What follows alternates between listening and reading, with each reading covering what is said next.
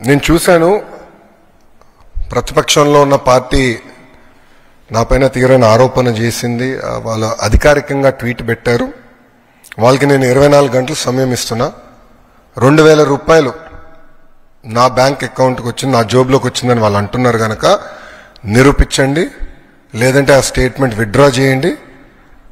ఈ రెండు చేయకపోతే చాలా తీవ్రమైన పరిణామాలు ఉంటాయి. లీగల్గా నేను దీనిపైన ముందరికి వెళ్ళాలని నిర్ణయించుకుంటాం జరిగింది. ఎందుకంటే ప్రజలు కూడా ఒకటి గుర్తుపెట్టుకోవాలి, వైకాపా పార్టీ అనేది ఒక అబద్ధాన్ని 100 సార్లు చెప్పి నిజం చేసేదానికి ప్రయత్నించే పార్టీ.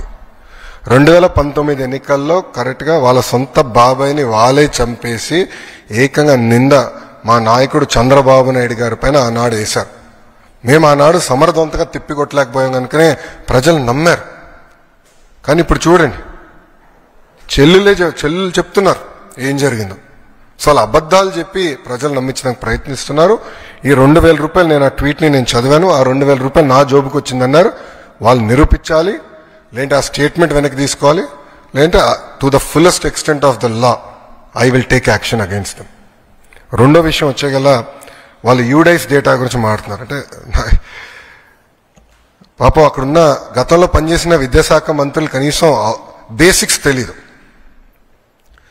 యూడైస్లో అంగన్వాడీకి వెళ్తున్న పిల్లలు ఉంటారు, ఎల్కేజీకి వెళ్తున్న పిల్లలు ఉంటారు, యూకేజీకి వెళ్తున్న పిల్లలు ఉంటారు. ఈ స్కీమ్ వాళ్ళకి వర్తించదు. నంబర్ 1.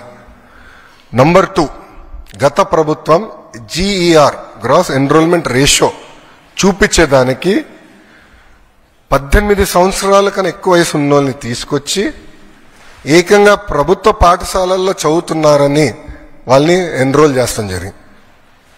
పక్క రాష్ట్రాల్లో చదువుతున్న పిల్లల్ని తీసుకొచ్చి ఆంధ్ర రాష్ట్రంలో చదువుతున్నారని చూపిస్తాం జరిగింది. విత్ ప్రూఫ్ నా దగ్గర ఉన్నాయన్నీ.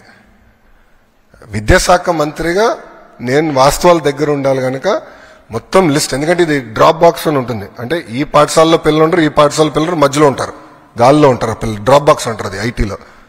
ఈ వాళ్ళ సిస్టంలో డ్రాప్ బాక్స్ ఉంటుంది. అక్కడ పెట్టి పెట్టేశారు. పిల్లలు ఎక్కడున్నారో మాకు తెలీదు.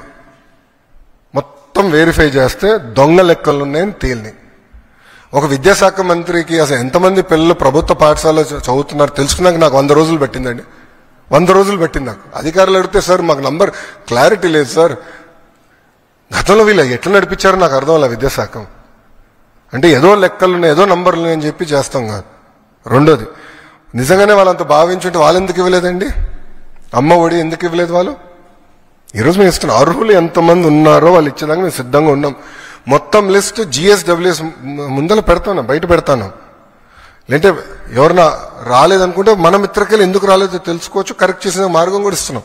సో అర్హులు ఎంతమంది ఉన్నా ఇచ్చేదానికి కూటమి ప్రభుత్వం సిద్ధంగా ఉంది.